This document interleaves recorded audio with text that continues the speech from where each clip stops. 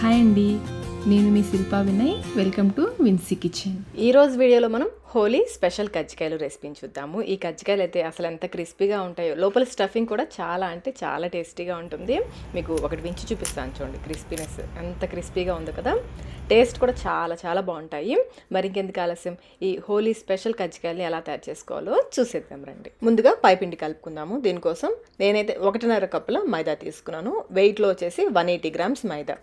ఇందులో కొంచెం ఒక 2-3 చిటికెళ్ళు సాల్ట్ వేసుకోవాలి. అలాగే 3 టేబుల్ స్పూన్ల కరిగించుకున్న నెయ్యి వేసుకోవాలి. నెయ్యికి బదులుగా నూనె అయినా వేసుకోవచ్చు. నెయ్యి వేస్తే కజ్జికాయలు బాగా కమ్మగా ఉంటాయి. 3 టేబుల్ స్పూన్ల నెయ్యి వేసేసుకొని ఈ నెయ్యి అంతా కూడా పిండికి బాగా పట్టేలాగా కలుపుకోవాలి. చేత్తో బాగా రబ్ చేస్తూ కలుపుకోవాలి. అప్పుడే మనకి కజ్జికాయలు బాగా గుల్లగా వస్తాయి. చూస్తున్నారు కదా, ఈ విధంగా బాగా రబ్ చేస్తూ కలుపుకోవాలి.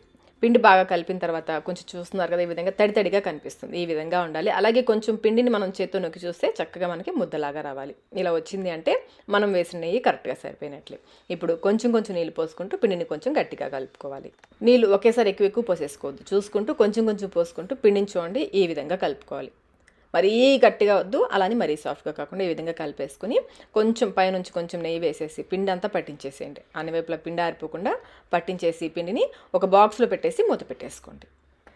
పిండిని ఒక అరగంట పాటు నాననివ్వాలి. ఈలోపు మనం లోపల స్టఫింగ్ తయారు చేసుకుందాము. స్టవ్ పైన ప్యాన్ పెట్టేసుకుని 1/2 టీ స్పూన్ నెయ్యి వేసేసి ప్యాన్ అంతా స్ప్రెడ్ చేసుకోవాలి. నెయ్యి కాగిన తర్వాత 1/4 కప్ డ్రై ఫ్రూట్స్, నేనైతే కాజు ఇంకా బాదం చిన్న చిన్న ముక్కలుగా కట్ చేసి వేసాను. ఇవి కొంచెం సేపు వేయించేసుకుని దీంట్లో 1 టేబుల్ స్పూన్ కిస్మిస్ కూడా వేసుకోవాలి.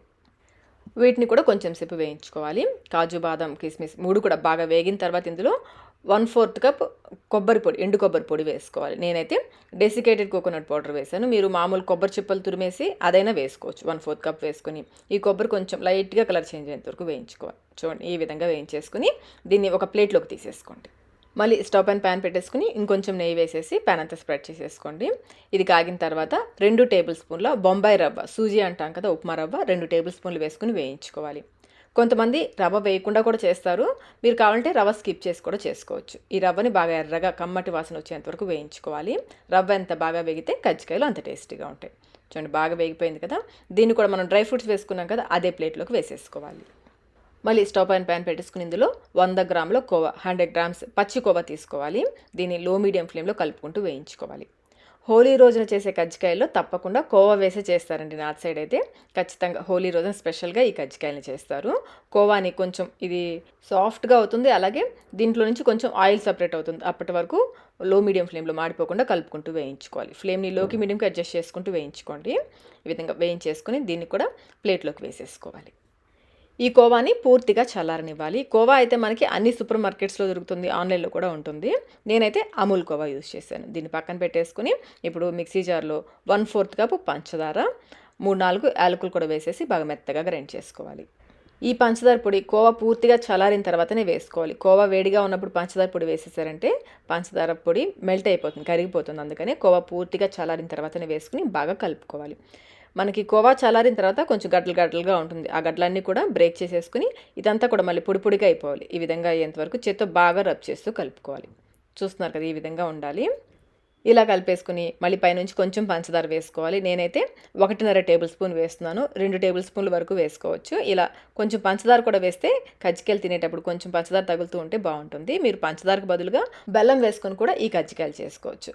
నేనైతే పంచదార మొత్తము 70 గ్రామ్స్ వరకు వేసాను. 1/3 కప్ పంచదార పడుతుంది. 70 గ్రామ్స్ వెయిట్లో అయితే స్టఫింగ్ రెడీ అయిపోయింది. ఈలోపు పిండి కూడా చక్కగా నానిపోయి ఉంటుంది.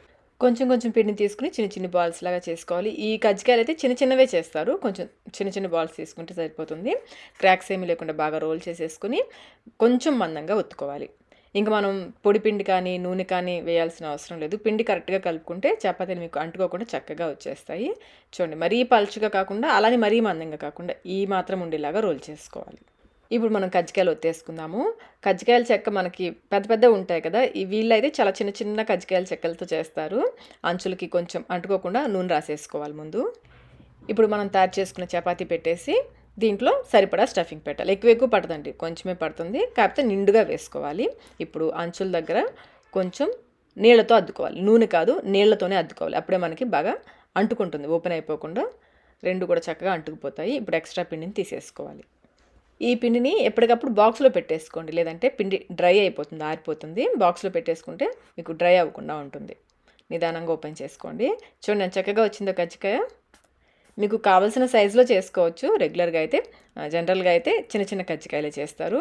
ఈ ప్లాస్టిక్ దాంతో చేస్తే ఈ సైజు వచ్చాయి. మీకు నచ్చిన సైజులో చేసుకోవచ్చు. వీటిని ప్లేట్లో పెట్టేసుకుని ఆరిపోకుండా పైన క్లాత్తో కవర్ చేసుకోవాలి. ఇవి వేగడానికి టైం ఎక్కువ పడుతుంది కాబట్టి కొన్ని చేసేసుకుంటూ ఒకవైపున కాల్చేసుకుంటూ ఉండాలి. నూనె అయితే మరీ వేడెక్కిపోకూడదండి, కొంచెం లైట్గా వేడెక్కితే సరిపోతుంది. మీకు కొంచెం పిండి వేసి చూస్తే అర్థమవుతుంది, కొంచెం లైట్గా నురగలు వస్తుంటే సరిపోతుంది. అలా కాగిన తర్వాత నూనెకి సరిపడా కజ్జికాయలు వేసుకోవాలి. కొంచెం ఎక్కువే వేసుకోవచ్చు, నూనెకి సరిపడా వేసుకోవచ్చు. కజ్జికాయలన్నీ వేసిన తర్వాత నిదానంగా రెండో వైపు తిప్పేసుకోవాలి. వీటినైతే లోకి మీడియంకి, లోలో కాకుండా మీడియంలో కాకుండా మధ్యస్థంగా పెట్టి వేయించుకోవాలి. ఇవి ఎంత తక్కువ ఫ్లేమ్లో వేగితే అంత క్రిస్పీగా వస్తాయి. అటు ఇటు తిప్పుకుంటూ లో మీడియం ఫ్లేమ్లో బాగా మంచి రంగు వచ్చేంత వరకు వేయించుకోవాలి. ఇవి బాగా వేగిన తర్వాత నూనెలో వచ్చే నురుగులు కూడా తగ్గిపోతాయి. ఈ విధంగా వేయించేసుకొని నిదానంగా నూనెలోంచి తీసేసుకోవాలి. ఇవి తీసేటప్పుడు స్టవ్ అయితే ఆఫ్ చేసేసుకోండి. నెక్స్ట్ బాయికి నూనె మరీ వేడెక్కిపోకుండా ఉంటుంది. మళ్ళీ నూనెలో సరిపడా కజ్జికాయలు వేసేసుకుని అప్పుడు స్టవ్ ఆన్ చేసుకుని వేయించుకోవాలి. ఇదే విధంగా మిగిలిన కజ్జికాయలన్నీ చేసుకోవాలి. మీకు చూస్తుంటేనే అర్థమవుతుంది కదా కజ్జికాయలు ఎంత క్రిస్పీగా వచ్చాయో. మరి ఈ టేస్టీ ఇంకా క్రిస్పీ కజ్జికాయల రెసిపీని మీరు కూడా ఒకసారి ఇంట్లో తప్పకుండా ట్రై చేయండి. ట్రై చేసి మీకు టేస్ట్ ఎలా అనిపించిందో మాకు కమెంట్ రూపంలో తెలియచేయండి. వీడియో నచ్చినట్లయితే లైక్ చేయండి, మీ ఫ్రెండ్స్కి ఫ్యామిలీ మెంబర్స్కి షేర్ చేయండి.